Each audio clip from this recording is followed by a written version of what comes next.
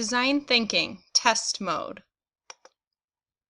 Before we get into the test mode, let's just talk about design thinking in general. This is Stanford Design School's design thinking model. It's a 5-stage process. This model is useful to learn about what design is, help better understand what problem you are trying to solve, and begin to uncover more interesting solutions in your problem area.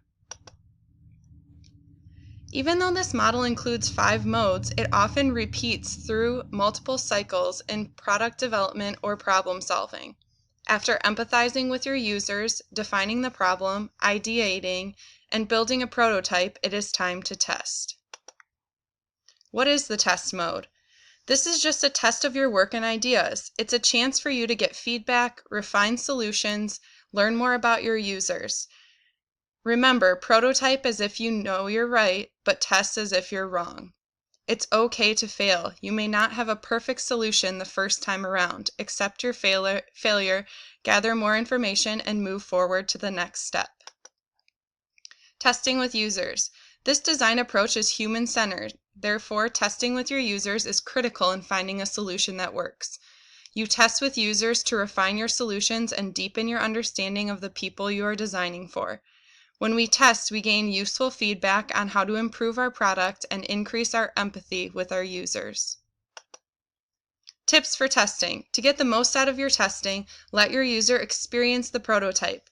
Remain unbiased as you present the prototype to them. Actively observe, take notes, and observe what works and what doesn't.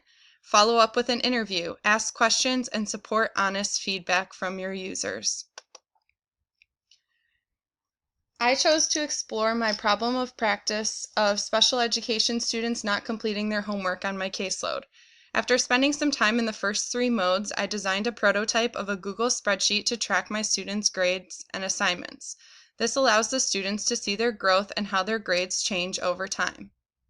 Here's an example of the spreadsheet that I will be using to test my students and keep track of their assignments. I list all of their classes on the left, have their grades, number of missing assignments, and then I use a color coding system. If they have a C or better, it's highlighted green. If they're in the D minus range, it's yellow, and obviously the E range is red. When we return from spring break and finish the SATs this week, I will continue to test this prototype.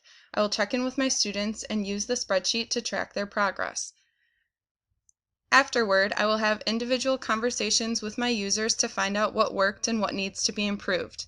I'll ask for honest feedback from my colleagues in the special education department at my school, as well as gen ed teachers at the school.